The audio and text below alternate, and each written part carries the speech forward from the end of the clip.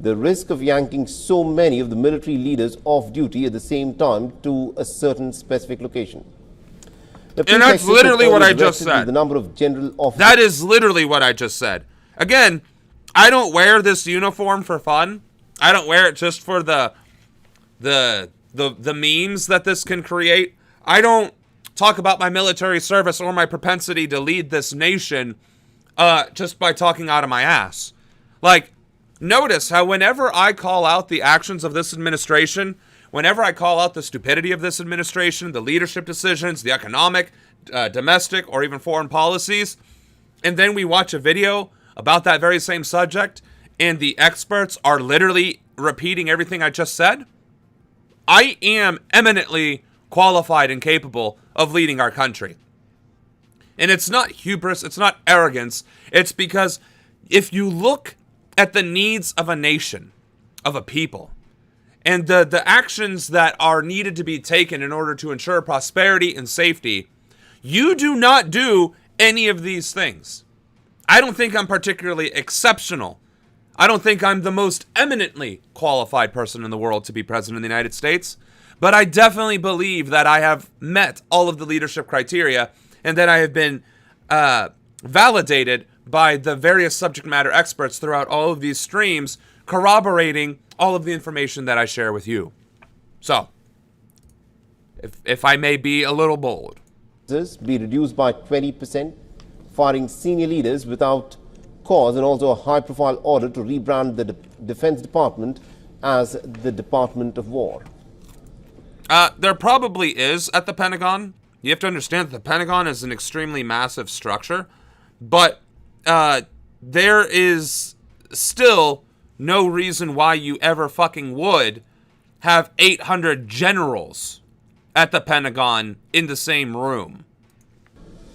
All right, now joining us on the broadcast, we've got Professor James A. Russell, who's the Associate Professor at the Department of National Security Affairs at NPS, where he teaches courses on U.S. foreign policy. Professor Russell, thank you very much indeed for joining us here on Beyond. Now, this is a pretty baffling order that's been given by the Pentagon. Has it ever happened before that the military leadership of the United States of America has all been asked to congregate in one location at the same time? No, certainly, Mohammed, not in recent memory that I can recollect.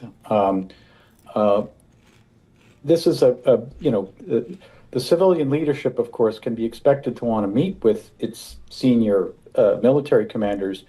But most of these meetings these days take place via secure video teleconferences. And the idea of assembling these numbers of senior leaders all at one place at one time, yeah, it strikes me as pretty unusual. Yeah, and I should hasten to add that I have no more insight than anybody else as to the purpose of this meeting. Unfortunately, I've never been to the Pentagon. I actually did want to take vacation once, leave, while I was active duty to visit the Pentagon, because all military personnel have the ability to go to the Pentagon. But not all military personnel can go in the Pentagon. Does that make sense? Like, if you're active duty, the Pentagon is basically a city within those 5 walls, right? It's a city unto itself, and there's a BX, there's restaurants, there's like all sorts of stuff in there. So as a service member, you can go in and you can peruse, but there are very strict areas where you can't go.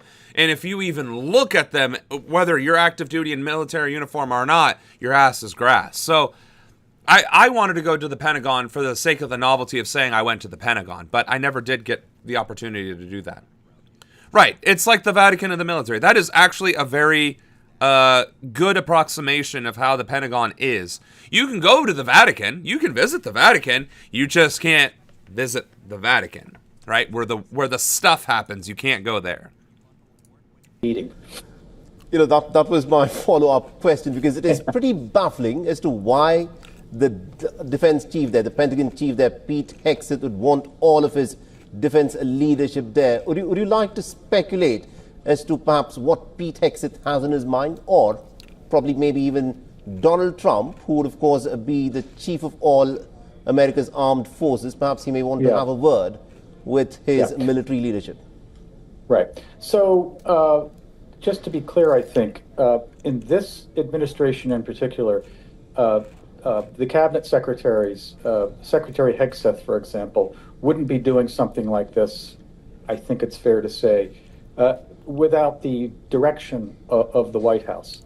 And Yeah. I think That's why it's corrupt as shit. Because this is a naked effort to mandate the military to come to a location to be told for a very overtly political mandate to do something that this administration wants. And the only thing this administration wants is power and authority. So, yeah, Pete Hegseth did not order this on his own. I don't think he could even if he wanted to.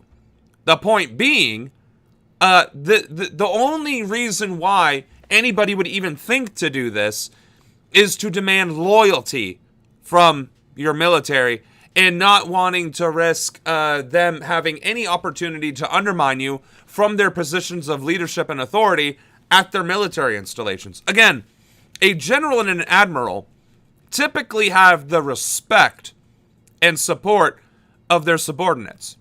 Typically. I'm not saying in all cases. There are undoubtedly douchebag generals and admirals whose subordinates look at them with disdain and disgust.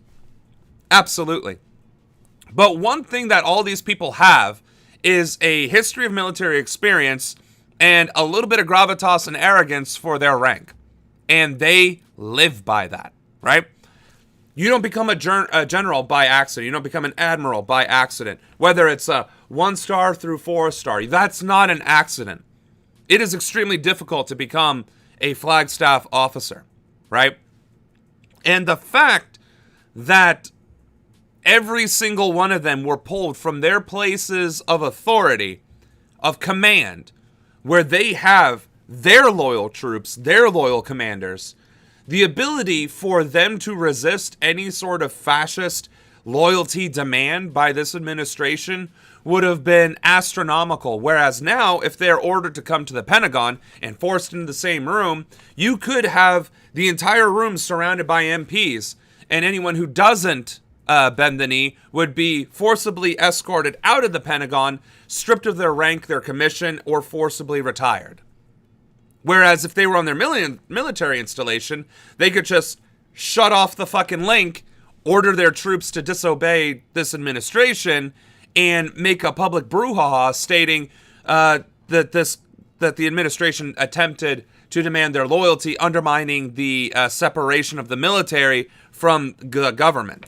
Well, from like the direct authority, And that's clearly what's happening. They are trying to prevent that from happening. That's not even conjecture. That's the only reason why you would do this. I think it is clear, obviously, that there are profound civil-military relations in play here that run counter to, or they collide with, the agenda, the political agenda of the Trump administration.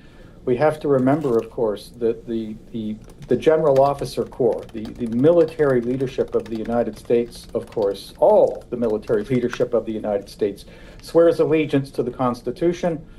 They don't swear allegiance to the president. And of course, this leaves open the possibility, I think it's more than a possibility, that the political leadership looks upon the military leadership as serving a different kind of priority, if you will.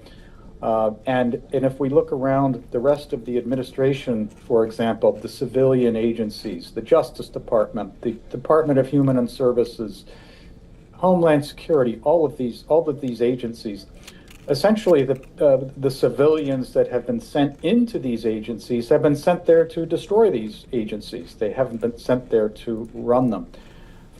So it's a little bit different in the Defense Department, of course. I think it's open to speculation as to what we can expect to see happen in this. But I think there are going to be some very profound civil-military relationship issues that are going to be raised in which... I mean, I agree. And he's repeating everything that I just said. So I think we can pretty much all agree at this at this juncture that ordering the military, the top military brass of our country's military, into one location by this administration or any administration is not to have an all-call about being better warfighters and give everybody a gold star. I think we can all very clearly agree that this is an attempt to consolidate more power politically through the military by ensuring loyalists remain in positions of authority, and those who refuse will be replaced, which is going to make this country that much more dangerous. And the idea of mobilizing the National Guard in several states now becomes martial law across all 50 states. And I do not believe any of us want to live in that America.